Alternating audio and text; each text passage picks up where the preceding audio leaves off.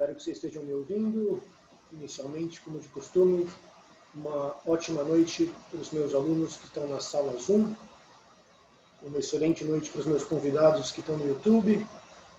Aqueles de vocês que nos acompanham, por exemplo, no Instagram, @curso de math, devem ter lido a citação de hoje, em que eu menciono que eu tinha um lado doce, mas eu comi, né?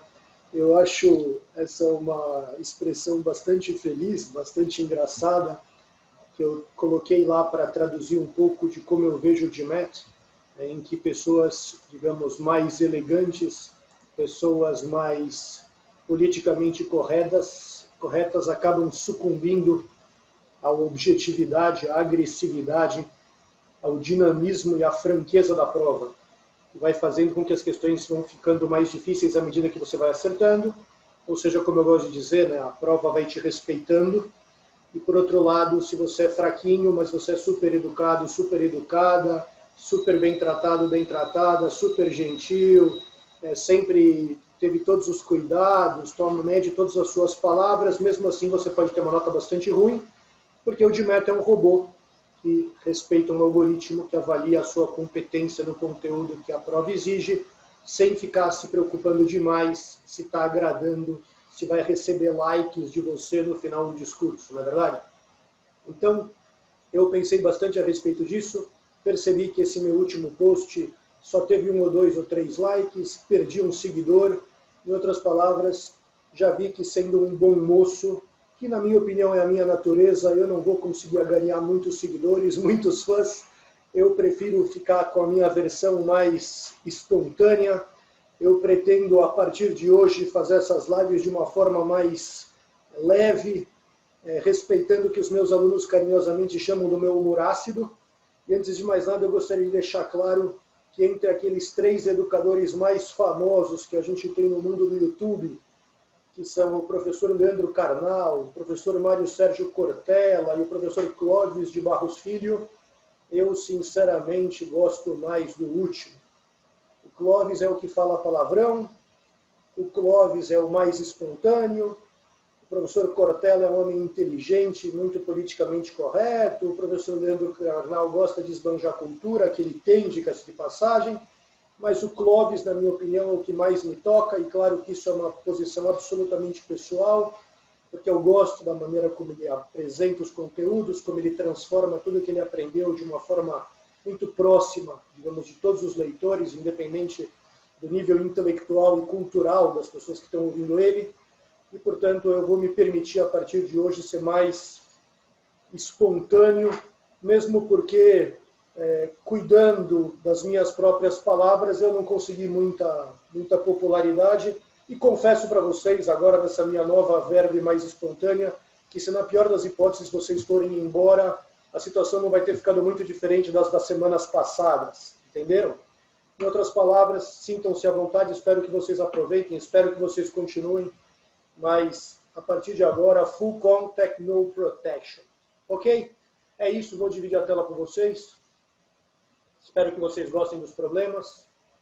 Ah, professor, ele é meio complicadinho para eu resolver, né? É complicadinho se você não estiver tendo uma preparação adequada.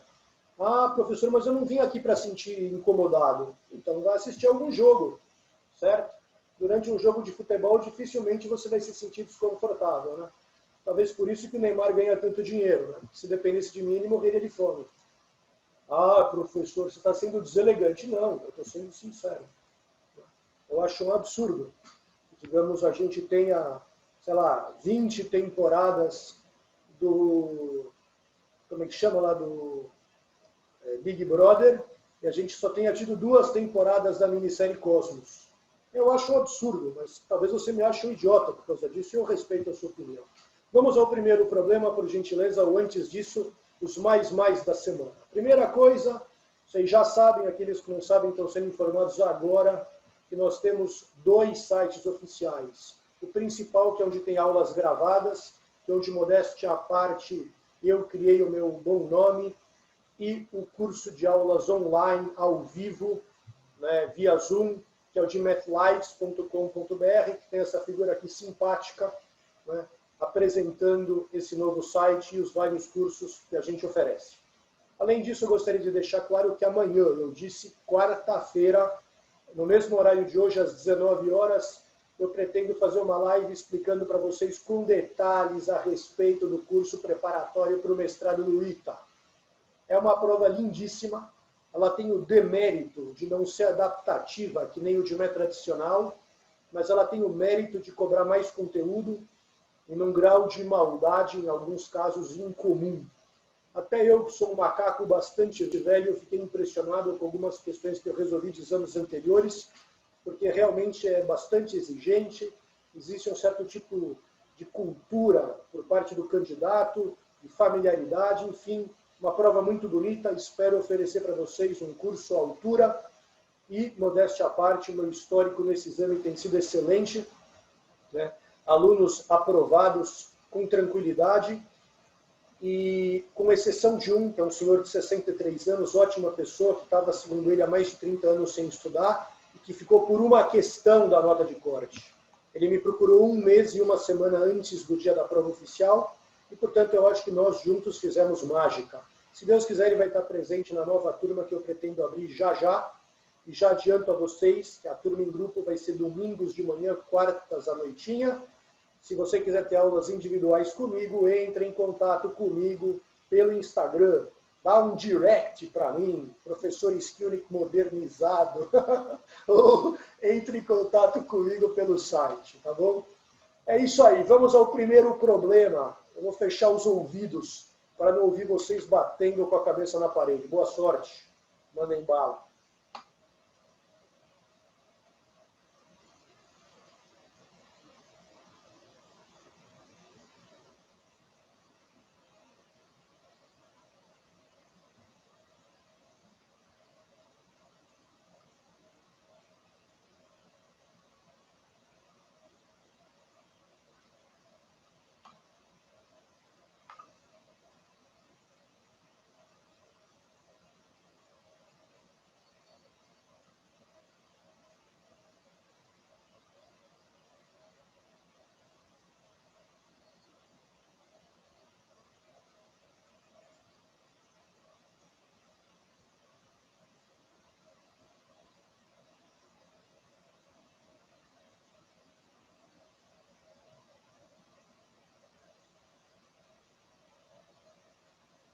Para aqueles que acham que esses 30 segundos que faltam é pouco, eu já aviso, dá para resolver isso em 4 segundos com calma, ok? Já vamos falar a respeito.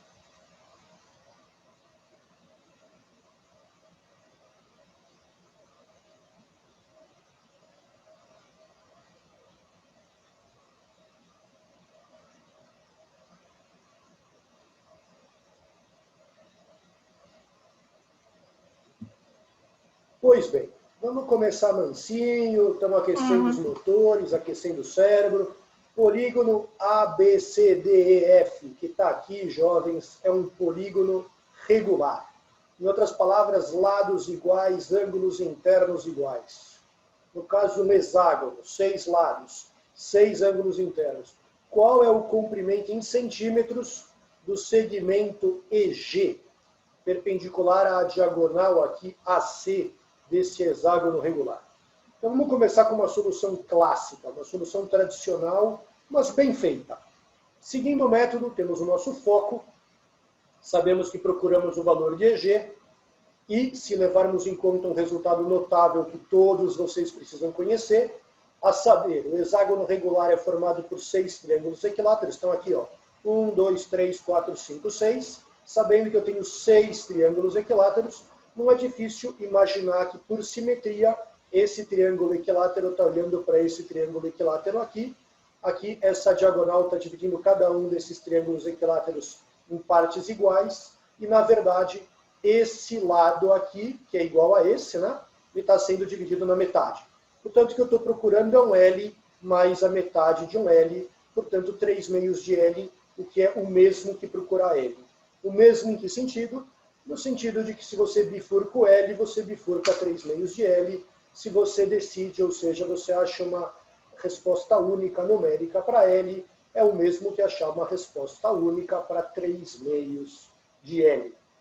Se você considerar o primeiro statement, ou seja, que essa diagonal AC mede 2 raiz de 3 centímetros, você percebe pela minha figura que, na verdade, essa diagonal nada mais é do que 2 vezes a altura do triângulo equilátero de lado L. Você tem que saber um resultado notável, que a altura do equilátero é L raiz de 3 sobre 2, e, portanto, você acabou de descobrir que 2 raiz de 3 é igual a L raiz de 3. Claro que o L é 2, mas o que importa é que ele é único, e uma vez que o L é único, o nosso foco equivalente é único, o nosso foco verdadeiro é único, o primeiro statement é suficiente para responder a pergunta. O que diz o segundo statement? Que a área dessa parte de baixo é raiz de 3 unidades quadradas de comprimento, ou unidades de área. Raiz de 3 centímetros quadrados. Como é que eu posso escrever a área desse triângulo? Por exemplo, como esse lado, AC, vezes a altura BG, dividido por 2. Eu disse, raiz de 3 é meio de AC, já expresso em cima, vezes GB, que é a metade desse lado do equilátero, e, portanto, L sobre 2. Aqui, de novo, se você olhar com atenção, você vai perceber que raiz de 3 é igual a essa trolha aqui. Claro que essa trolha aqui é uma constante vezes L ao quadrado, e se essa constante não nula vezes L ao quadrado é igual a um número positivo, isso significa que o único valor positivo para L é único. Ou seja, você tem L ao quadrado igual a uma constante positiva, o L é mais ou menos a raiz daquela constante, eu só estou interessado no mais, em outras palavras, de novo, o statement é suficiente, cada um dos dois statements de forma independente são suficientes para responder a pergunta, cravando a resposta D de dado. Professor, pois não. Você tinha dito que dava para resolver em 4 segundos. Verdade, damos a solução em 4 segundos, contando. Essa figura aqui é única a menos de semelhança. Acabei. Tá, agora explica melhor o que você quis dizer. O que eu quis dizer foi o seguinte. Se você tem um hexágono regular, ou o hexágono regular é esse, ou ele é um pouco maior ou é um pouco menor. Essas características dele se mantêm. Em outras palavras, um hexágono menor do que esse vai ter um AC menor do que 2 raiz de 3. Um hexágono regular maior do que esse vai ter um AC maior que 2 raiz de 3. Portanto, o que eu quero dizer é que existe um único hexágono regular que tem a diagonal AC com um valor prefixado. Uma vez que esse hexágono regular é único, o comprimento do segmento EG é único. Por quê? Porque a figura está bem determinada. Repito o argumento para quem não entendeu. Se eu sei que a área desse triângulo é raiz de 3, então o meu hexágono regular não é uma versão reduzida desse daqui. Porque na versão reduzida, esse triângulo teria uma área menor do que raiz de 3. O meu hexágono regular não é uma versão ampliada desse daqui. Porque se fosse, esse triângulo teria uma área maior do que raiz de 3. Em bom português, o fato de eu saber que esse triângulo, especificamente esse triângulo, tem uma área pré-fixada, significa que eu sei de que hexágono regular eu estou falando. E se eu sei qual é o hexágono regular considerado, esse valor é conhecível. Portanto, ele é único, fim de jogo. Divirtam-se com o próximo problema.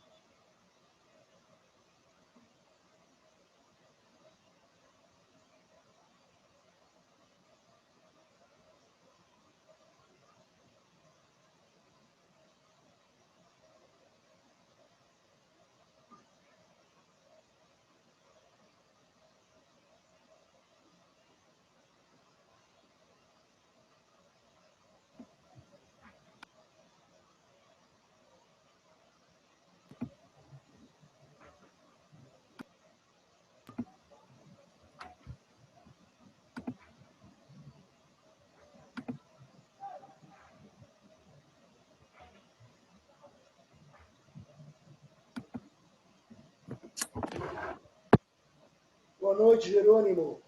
Você está transmitindo ao vivo no YouTube, Jerônimo. Obrigado. Desliga, por favor, a câmera. Já, na sessão fechada no Zoom, a gente conversa, tá bom? Seja bem-vindo. Prazer em conhecê-lo. Mais um gladiador dentro da nossa arena. Pois é.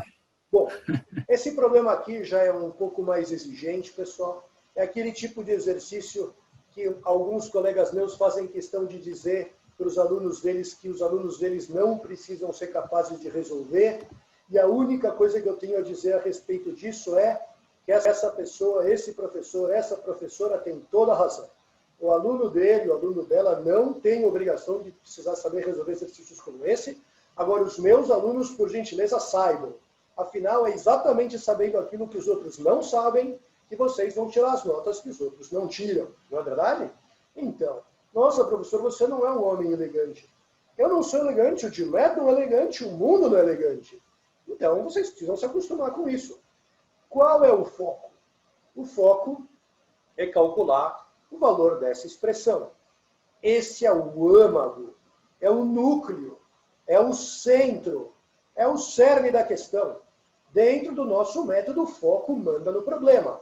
Então, se você falar para mim que você ficou 20 segundos, 30 segundos, 40 segundos, até você tomar a decisão de como você trataria esse exercício, você tem a minha bênção. Por quê? Porque dependendo da escolha que você quiser, o que você fizer, você vai ter o benefício de terminar esse exercício em alto estilo, em pouco gasto de energia e em pouco tempo.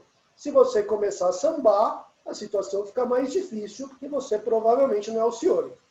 Isso entendido, qual é o objetivo do problema? O objetivo do problema é calcular 9 vezes essa soma finita. Né? O último elemento tem 2021 dígitos iguais a 1, e depois somar com 2021. Existe mais de uma solução para isso? Claro que existe. A que eu apresentei para vocês no Instagram, que é que eu vou discutir agora, na minha opinião, é a mais natural, porque, além de tudo, como diz o nosso método, a gente vai focar no formato das alternativas. Uma vez que eu percebo que as alternativas me induzem a acreditar que a resposta para essa conta é um número que tem, digamos, muitos uns iniciais, a primeira coisa que me salta aos olhos é perceber que o produto do 9 por cada uma dessas parcelas é igual a 9 mais 99 mais etc., até naturalmente um número formado só por dígitos 9, que são em 2021 dígitos. Né? Esses algarismos aparecem, cada um deles iguais e 2021 vezes. Portanto, o que eu quero, na verdade, não perca de vista o foco, é 2021 mais A, onde A é essa expressão já multiplicada por 9. E agora, por que eu fiz isso? Porque eu percebi que valia a pena notar que 9 pode ser expresso como 100 menos 1, 10 menos 1, 99 como 100 menos 1, 999 como 1000 menos 1, e tralalá. Percebam a indução vulgar. 1 9, uma potência no 10. 2 noves, duas potências no 10. 3 9, já entendeu. 10 elevado a 2021 menos 1 é a última parcela. E, portanto, o que eu quero calcular? Essa coluna, que é do 10 até o 10 elevado a 2021, menos 1, menos 1, menos 1, menos 1, menos 1, ou seja, 2021 vezes o 1, que precisa ser retirado. Portanto, A, que é exatamente o que eu procuro a menos dessa parcela, está aqui. Surpresa! Não é por acaso que eu coloquei o 2021 no começo. Porque eu mato com esse daqui, e, portanto, a única coisa que você precisa calcular é essa soma. E agora? Será que vale a pena eu usar, por exemplo, a soma de um número finito de termos de uma PG? Não. Primeiro, porque PG explicitamente não cai no de metro. Segundo, porque novamente a indução vulgar faz o serviço. Professor, pois não. O que é uma indução vulgar? É uma indução pouco elegante? É. Em que sentido? No sentido de que é o famoso se vai ali, e vai ali, e vai ali, então continua indo ali. Não entendi nada. Então eu vou te explicar. 10 à primeira mais 10 ao quadrado é 110. Está aqui. 10 à primeira mais 10 ao quadrado mais 10 ao cubo é 1110. E você não precisa ser PhD em astrofísica para desconfiar que se você fizer mais algumas experimentações, aquilo que você suspeita é verdadeiro. Em outras palavras, não é necessário, seria um exagero, seria pedantismo você, por exemplo, querer provar que se você for até o 2021, você vai ter exatamente 2021 uns terminando no zero. Porque quando você vai até o 10 ao quadrado, são 2 terminando no zero. Quando você vai até o 10 ao cubo, são 3 terminando no zero. E se você for até o 10 à quarta, você vai entender por que são 4 uns e termina no zero. Em outras palavras, dá para provar que isso é verdade, mas é óbvio que isso é verdade, e esse óbvio não está sendo usado por preguiça, não está sendo usado por ignorância. Esse óbvio está sendo usado porque é verdadeiramente óbvio e é o que o examinador espera que você perceba. Cravando a resposta C, 2021 dígitos iguais a 1, seguido de 0. Professor, pois não. Eu sou aquela aluna atenta. Muito bem, querida, faz muito bem. Se tem uma coisa que eu gosto, é alguém que me respeita. Alguém que me respeita é alguém que presta atenção no que eu falo. Acabou aquela fase do aluno anestesiado. Tio Fábio perdeu a calma. Tio Fábio perdeu a compostura. Tio Fábio deixou de ser um homem elegante. Mentira. Eu não deixei de ser um homem elegante. A verdade é que eu nunca fui. Eu queria ser mais popular. Eu desisti. Vocês precisam assistir as lives do Ursinho Puff. Vocês precisam assistir as lives da tia Luluzinha. Porque quando você vem aqui assistir a minha live, você não vai ter aula com um cara elegante. Você não vai ter aula com um professor fino. Você vai ouvir o que eu tenho a dizer e você vai ficar bonzinho. Senão você vai embora e não me dá o like. Mesmo porque você não me dá o like nem quando você gosta. Certo? Resumo. Está aqui a promessa que eu tinha feito, querida. Pelo menos uma solução alternativa. Em vez de você começar fazendo a multiplicação do 9 por cada uma dessas parcelas, você pode imaginar que esse 2021, na verdade, é uma sucessão de uns. 1 mais 1 mais 1 mais 1 mais 1 mais 1, 2021 uns. E aí o que você pode fazer com isso? Você pode imaginar, por exemplo, que você pegou dá licença, 9, que estava aqui, e já acrescentou o primeiro 1, já deu 10. 99 acrescentou o segundo 10, 1, deu 10 de novo, deu 100 agora. 999 pegou mais um 1, deu 1000. 9.999 pegou mais um 1, deu 10.000. Se você distribuir esses uns que estão aqui para cada uma dessas parcelas, você já chega direto aqui. E aí você percebe o mesmo que eu percebi, e está aqui, entre aspas, uma solução alternativa que ainda não usa a soma da PG, e eu não vou usar a soma da PG. O que você vai fazer agora? Eu vou para o próximo. Boa sorte, sucesso e aproveitem, porque o que vem agora é surreal.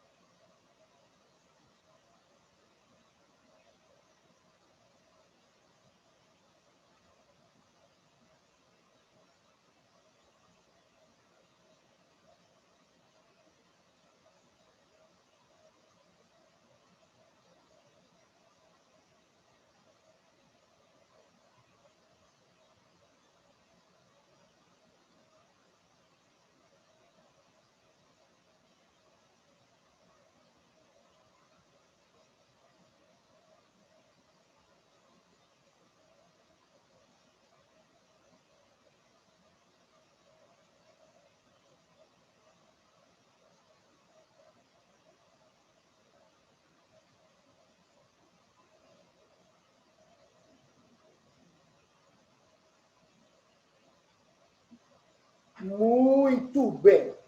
Como é de praxe, o último exercício de cada aula a gente chama carinhosamente da hecatombe. Nesse caso em particular não é uma verdadeira hecatombe, é um pequeno tremor de terra, porque vocês vão perceber que não existe nada demais, ainda que o primeiro impacto cause algum estrago emocional, não é verdade? O motivo é porque o examinador, no caso eu que criei esse problema, defino para você um chamado número binomial. Nome esse que você nem precisa saber, né? Mas muitos alunos que estão se preparando para o DMED sabem que, na verdade, isso significa isso, porque, na verdade, para os íntimos, isso é a combinação de elementos tomados K a K, certo?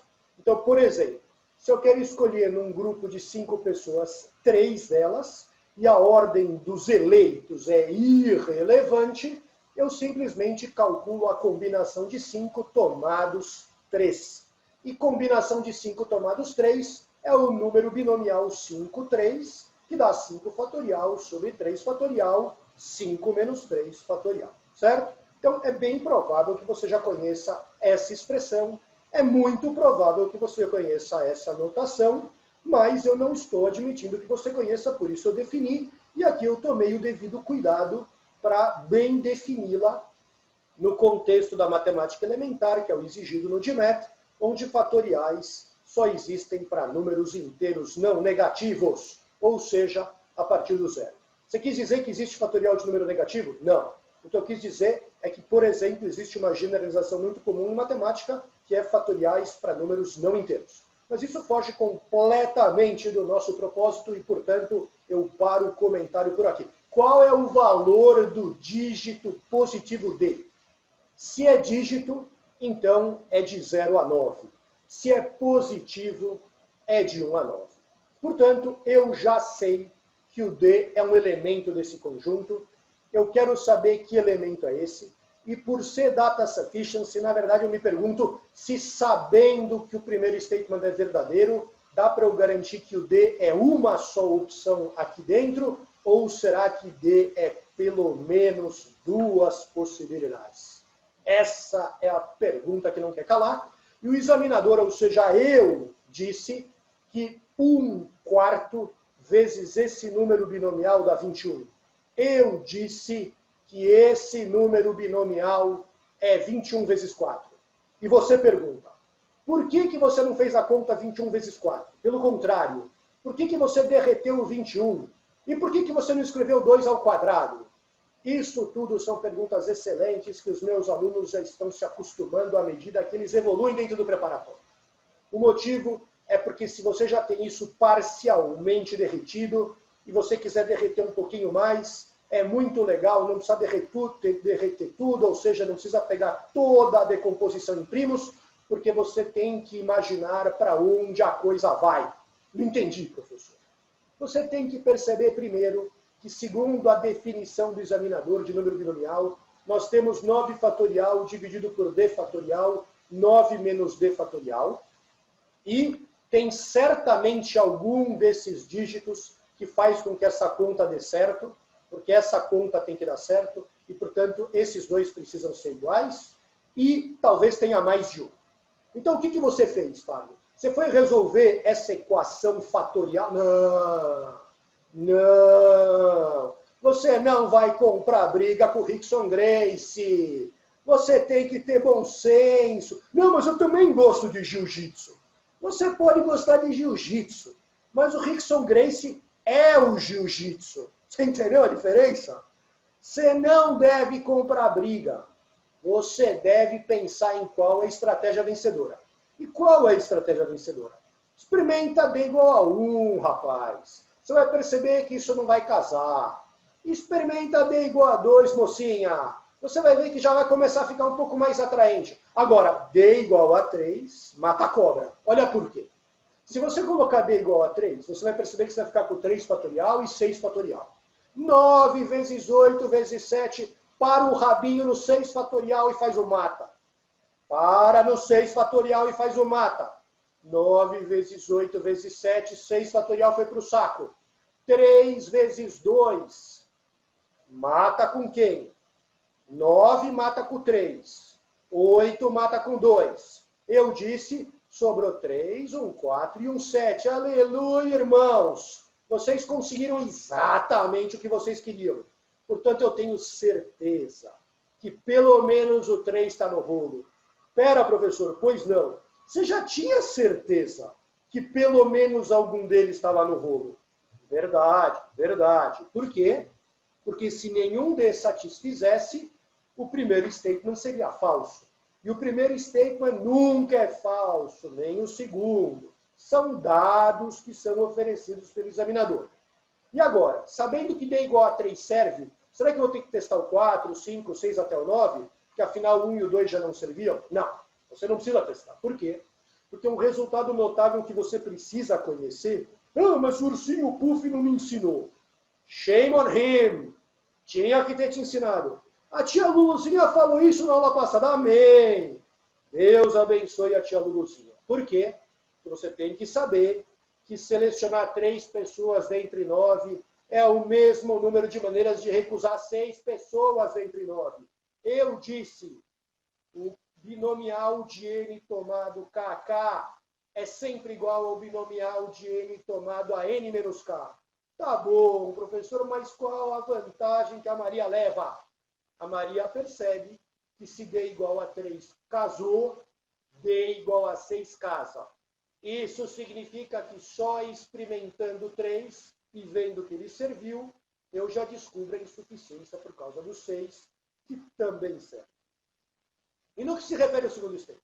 Senhor, agora pintou aquele medinho, né? Porque eu fiquei com 2 vezes D sobre D. Relaxa. Perceba que se D é um dígito positivo, aqui vai de 1 a 9. E o dobro de um número positivo é sempre maior do que ele. Isso significa que esse cara está acima desse, são números positivos, está bem definido o número binomial, bacana. E se está bem definido o número binomial, que era ônus do examinador, tio Fábio que elaborou, tio Fábio que tinha que se preocupar, cabe a você estruturar essa informação. O que significa que esse número binomial é divisível por 6? O que significa? O que significa ser divisível por 6? Significa que o quociente é inteiro. Eu disse, esse binomial dividido por 6 é um número inteiro. Eu disse isso daqui. E a primeira coisa que eu vou tentar fazer é ver se 1 funciona. Ou não funciona, porque o binomial de 2, 1 a 1, é o número de maneiras que você tem de escolher uma pessoa dentre 2. Ou você escolhe a pessoa A, ou você escolhe a pessoa B. Isso significa que o número binomial 2, 1 precisa ser 2. 2 dividido por 6 não é inteiro, está fora. D igual a 1 não serve. E D igual a 2? 4, 2 a 2. Se você pegar o 4, 2 a 2, você vai descobrir que dá 6. Portanto, dividido por 6 deu 1. Isso é viável. O que você quer dizer? O que eu quero dizer é que D igual a 2 satisfaz o segundo statement. Ele é uma possibilidade. E o D igual a 3? Não. Sinto muito, 20 não é inteiro, você faz a conta em casa. E D igual a 6. Por que você pulou do 3 para o 6? Por que você não experimentou D igual a 4? A resposta é porque eu já estou com o olho para o lugar certo. Em outras palavras, já que eu percebi que o 3 e o 6 bifurcavam o primeiro statement, e eu já consegui um D pequeno que satisfaz o segundo, vale a pena eu retomar o D igual a 6, porque, eventualmente, se ele funcionar para o statement 2, depois eu vou poder analisar ele junto com o statement 1. Em outras palavras, eu estou tentando fazer um potencial economia de tempo. Professor, pois não. Quando eu estou fazendo exercício, eu não penso em nada disso. Eu acredito. É por isso que valeu a pena você ter vindo aqui. É por isso que vai valer a pena você vir semana que vem. É por isso que vale a pena você fazer meu test drive. Ah, professor, mas eu não quero abandonar o ursinho Puff. Não abandona o ursinho Puff. Ou abandona o ursinho Puff. Faz o que é melhor para você. Certo? Em outras palavras, se você pegar D igual a 6, se você pegar o binomial de 12, 6 a 6, faz a conta, simplifica. Isso eu deixo para o dever de casa, para o conforto do lar. Você descobre que aqui você tem um 3, aqui você tem um 2. Mata, garantindo a integridade. Isso significa que D igual a 6 é viável. eu já tinha visto que D igual a 2 era viável. Isso significa que o segundo statement bifurca. Como cada um dos statements bifurca, como cada um dos statements é insuficiente, quando você for para as duas juntas, você é obrigado a ficar com só uma ou ambas dessas opções, porque não existe uma terceira que satisfaça o primeiro statement. Professor, pois não. Isso você não explicou. Verdade, vou explicar agora. Os números binomiais, por exemplo, 9, 1 a 1, ou 9, 0 a 0, 9, 1 a 1, 9, 2 a 2, até 9, 9 a 9, eles vão num crescente em termos de valor e depois eles voltam a cair. Por que isso é razoável? Porque o número de formas de você escolher 0 pessoas dentre 9 e você escolher uma pessoa dentre 9, você escolher 2 pessoas dentre 9, vamos fazer a conta para checar esse resultado. Olha que interessante, 9, 0 a 0 é 9 fatorial, dividido por 0 fatorial, 9 fatorial. Ok? Isso daqui dá 1 dividido por 1, que dá 1. E 9 fatorial dividido por 1 fatorial, e 9 menos 1, 8 fatorial. Ah, que bacana, deu 9. Escolher 0 pessoas dentre 9, existe uma forma, que no fundo você pode imaginar que é escolher nada. Escolher nada, entre aspas, é como se fosse uma forma, né? Escolher 0 pessoas dentre 9 é como se fosse não escolher. Não escolher é como se fosse uma escolha. Isso é só para você aceitar que o 0 fatorial, em um certo contexto de sentido no mundo real, pode, nesse contexto, ter alguma, entre aspas, algum respaldo razoável. Já 9 tomado 1 a 1 dá 9, claro, né? Agora, à medida que você vai aumentando o número de pessoas que você quer escolher, parece que existe um número maior de formas de você fazer essa escolha. Mas isso não é verdade. Por quê? Porque 9, 0 a 0 está aqui, depois vem o 9, 1 a 1, só que você não pode esquecer que o 9, 0 a 0 é igual ao 9, 9 a 9. Lembra? Já falei sobre isso. O 9, 1 a 1 é a mesma coisa que o 9, 8 a 8. Pois 9, 2 a 2 é 9, 7 a 7. Em outras palavras, por enquanto os números binomiais estão subindo. Só que tem uma hora que eles vão começar a descer, porque eles começam a repetir os que você tinha antes. Para aquele saudosista, para aquela boa aluna do ensino médio, eu estou falando do triângulo de Pascal. Mas nesse contexto do Dimétrio eu não preciso falar mais nada. Em outras palavras, sobe e desce. Em outras palavras, se você achou o 3 funcionando, D igual a 3, e você achou o 6 funcionando, nesses dois casos, o que você obtém aqui é exatamente o que você precisa, que deu 21. Aqui e para baixo, aqui e para baixo, não vai dar 21. Portanto, está explicado por que eu tenho certeza que só 3 e 6 servem. E por que isso mata a cobra? Porque como o primeiro statement me garante só 2 possibilidades, e no segundo statement, desculpe, a partir do segundo statement, uma delas é inviável, só sobra uma delas, que você nem precisa checar que é viável nas duas, porque tem que ter pelo menos uma resposta viável, se ele perguntou qual é o valor do D, mas é óbvio que ela é viável, porque aqui a gente sabe que é viável, e aqui a gente também sabe que é viável. Eu queria agradecer a presença de vocês, do YouTube, meus convidados. Espero que vocês tenham gostado dessa informalidade que eu pretendo adotar nas próximas sessões. Eu antes não gostaria de falar dessa maneira um pouco despirocada, porque eu achava que talvez fosse um pouco desrespeitoso, mas a verdade é que, da outra maneira, mais elegante, mais bem comportada, o benefício que eu trazia era pequeno, porque o número de pessoas que me assistia era bastante pequeno. Se agora, a partir de hoje, eventualmente aumentar um pouco o meu público, eu vou ficar muito feliz. E não me entendam mal. Isso não significa que eu quero que vocês me deem like. Eu nunca pedi like, eu nunca vou pedir like. Eu acho que like é algo que tem que ser espontâneo. A única razão de eu ter mudado um pouco a minha maneira de conduzir essas lives é porque eu quero que seja mais agradável para vocês. E, portanto, se eu perceber que o número de pessoas está aumentando é porque funcionou. Se eu perceber que o número não está aumentando é porque não funcionou. E se eu já tentei ser mais austero e não funcionou, e agora eu estou tentando ser mais informal e também não funcionar, isso significa é porque eu não funciono. E, portanto, não tem solução para um problema que não pode ser resolvido. Agora, para a gente fechar com chave de diamante, eu gostaria de convidá-los a entrar no nosso site para experimentar o trial de aulas gravadas. Eu gostaria de sugerir que vocês conheçam também o gmathlives.com.br para conhecerem e agendarem um bate-papo comigo sem compromisso. Eu gostaria de convidar vocês para virem terça-feira que vem nas minhas lives semanais sobre o GMAT clássico. E para aqueles que eventualmente estão interessados na prova seletiva do ITA, por favor, voltem amanhã às 19 horas, quando eu vou falar especificamente sobre aquele exame. Professor, pois não. Na live de amanhã você vai falar dessa maneira despirocada que você falou hoje? Não. Na aula de amanhã, na sessão de amanhã, eu vou estar no meio termo entre a minha forma austera, britânica, que me caracterizou até esse momento dentro do meu canal no YouTube, e a forma completamente desajustada que vocês estão ouvindo hoje. Tá bom? Um abraço a todos, muito obrigado pela presença, cuidem-se muito, saúde, e até a próxima, se Deus quiser. Até lá.